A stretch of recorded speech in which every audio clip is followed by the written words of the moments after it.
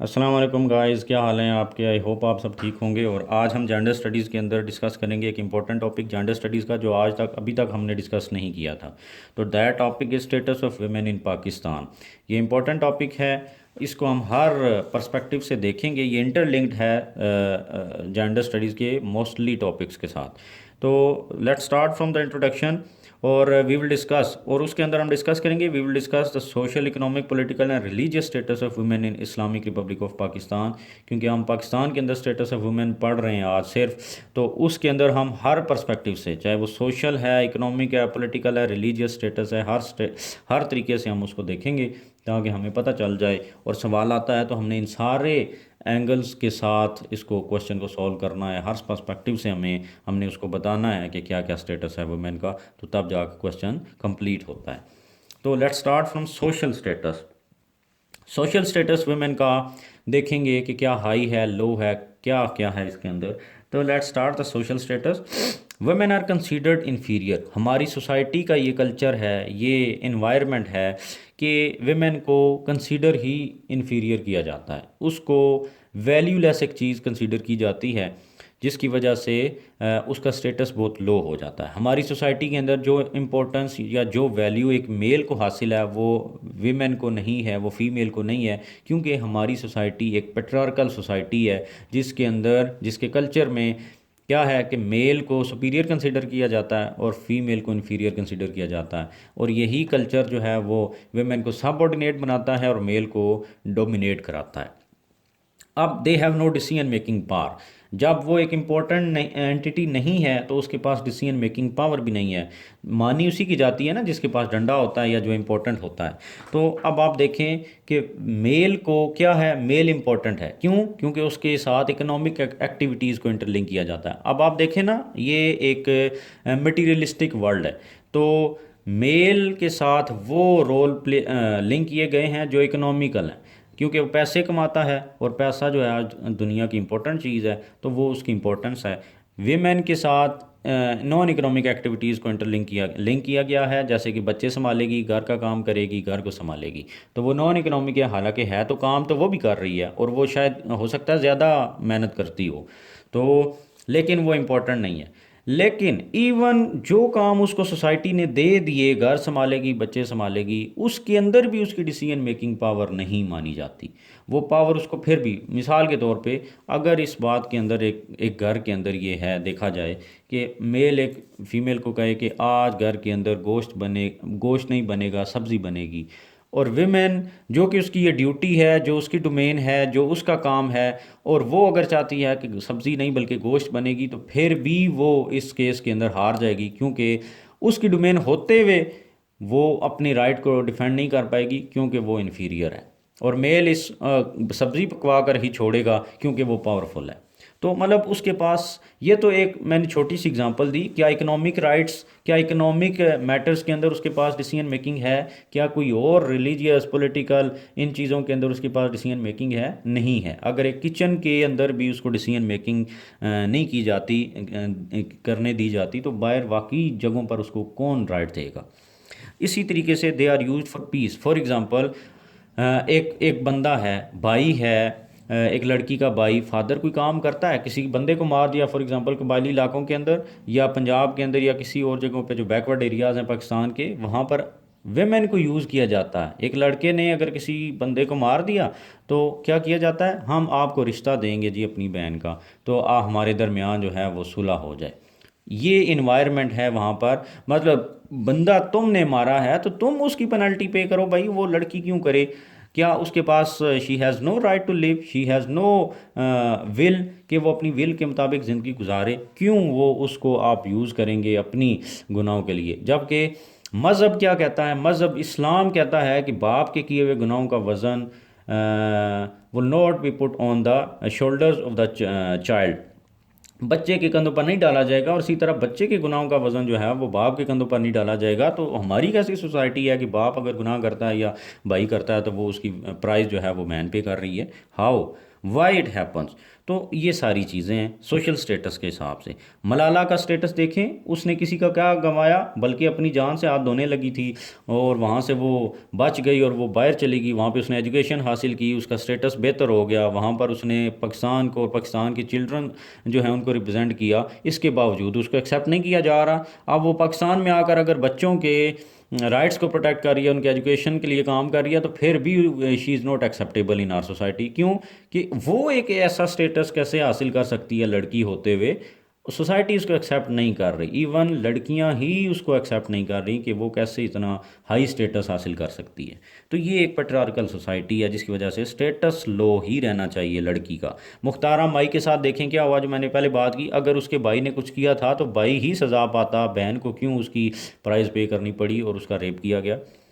इसी तरीके से एजुकेशनल राइट देखें, हमारी सोसाइटी के अंदर उसका एजुकेशनल स्टेटस भी बड़ा लो है।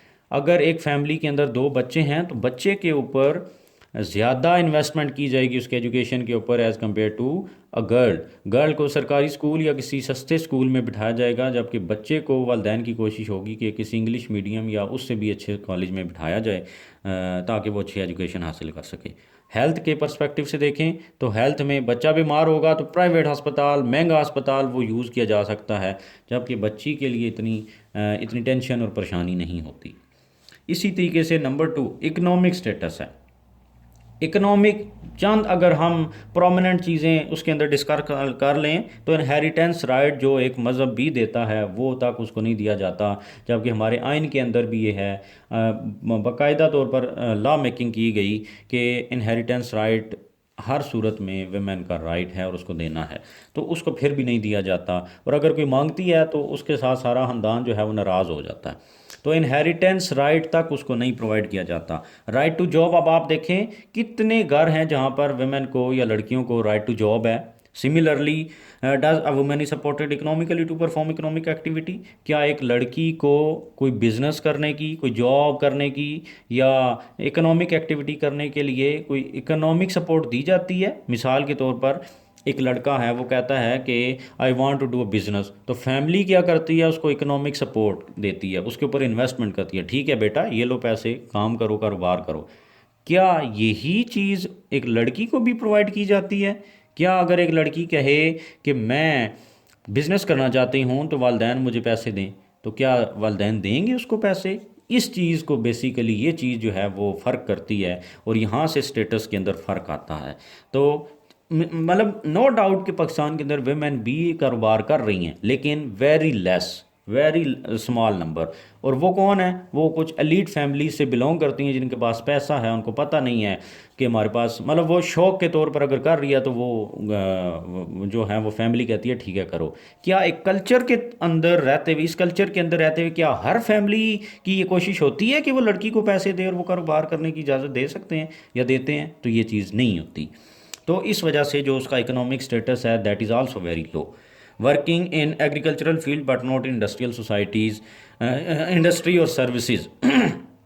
अब एक औरत जो है, क्योंकि उसके पास एजुकेशन नहीं है या उसकी उस तरीके से डेवलपमेंट नहीं हुई, तो उसके हमारे बैकवर्ड एरियाज़ के अंदर देखें, पंजाब और सिंध और बाकी एरियाज़ जो हैं, तो मतलब वेमेन एग्रीकल्चरल फील्ड्स के अंदर बैठ के तो काम कर रही है, वहाँ पर उसको इजाज़त है, लेकिन ना तो वो इंडस्ट्री के अंदर काम करेगी और ना ही सर्विसेज के अंदर, सेक्टर के अंदर, और ना ही कहीं और जगह पर। क्यों? क्योंकि एक पेट्रियार्कल सोसाइटी के अंदर उसको इजाज़त ही नहीं है। She is not allowed to perform job और does any job in industry और एनी सर्विसेज सेक्टर। तो ये उसका इकोनॉमिक स्टेटस है, that is also very low. अब आप देखें कि घर के अंदर एक अगर कोई इकोनॉमिक डिसीजन मेकिंग की जाती है तो औरत को उसका राइट है क्या? औरत की उस वहाँ पर कोई राय मानी जाती है क्या? औरत अपनी मर्ज़ी से अपने घर के जो इनकम है उसमें से खर्च कर सकती है, कहीं इन्वेस्ट कर सकती है? No, she has no right. तो ये उसका इकोनॉमिक स्टेटस है। इसके अंदर बहुत सारी और भी चीज़ें यू कैन ऐड, तो ये मैंने उसका कंसेप्ट दे दिया। फिर पॉलिटिकल स्टेटस है। पॉलिटिकल स्टेटस के अंदर आप देखें कि women have representation in parliament but very little. Women की पार्लियामेंट के अंदर, पाकिस्तान सेनेट के अंदर, इसी तरह नेशनल असम्बली के अंदर, बाकी जो असम्बलियाँ हैं प्रोविंसेस की वहाँ पर है लेकिन क्या है, क्या वहाँ पर इक्वल रिप्रेजेंटेशन है?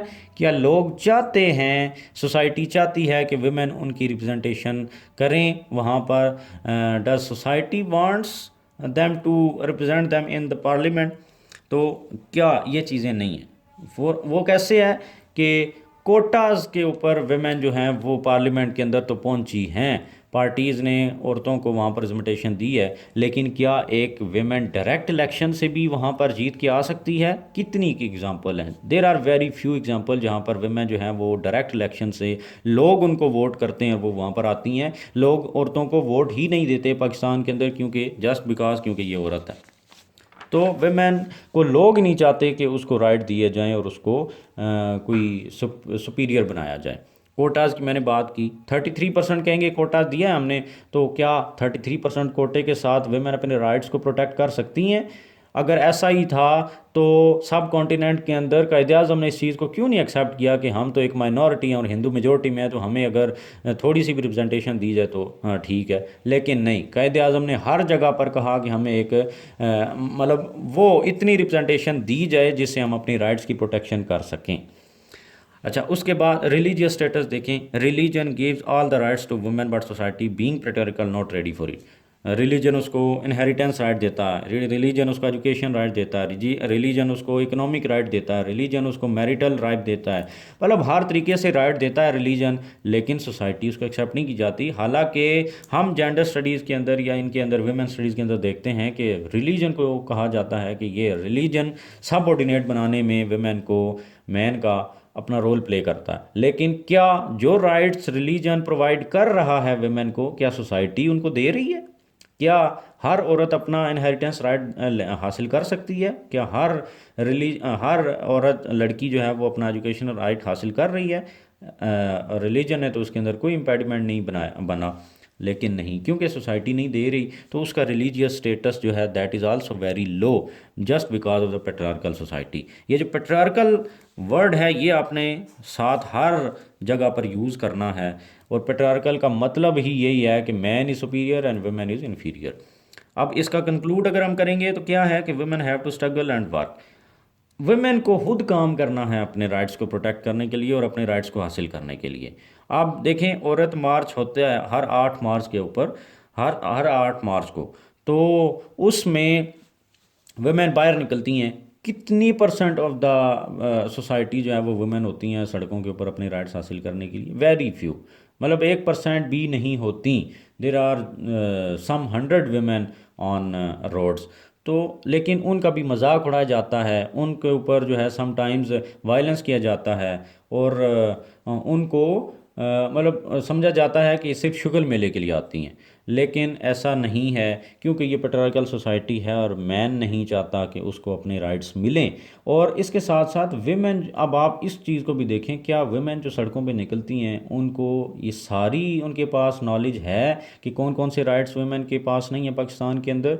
क्या वो हर औरत जो रोड के ऊपर होती है 8 मार्च को, उसको पता है कि पाकिस्तान के अंदर जो है वो जब तक इक्वल रिप्रेजेंटेशन पार्लियामेंट के अंदर नहीं दी जाएगी उसको उसके राइट्स नहीं मिलेंगे, वो अपने राइट की प्रोटेक्शन नहीं कर सकती? क्या हर औरत जो है वो वहाँ पर जानती है कि उसने किस तरीके की लॉ मेकिंग करवानी है अपने सोशल, इकोनॉमिक, पॉलिटिकल राइट्स को प्रोटेक्ट करवाने के लिए? तो उनकी एजुकेशन करने की भी ज़रूरत है और उनको बताना पड़ेगा कि किस तरीके से उन्होंने काम करना है और अपने राइट्स को प्रोटेक्ट करना है। तो ये था हमारा आज का लेक्चर। आई होप आपको समझ आ गया होगा, और अगर आपको समझ आ रहे मेरे लेक्चर तो काइंडली मेरे चैनल को भी सब्सक्राइब कर दें और शेयर कर दें। Thank you very much.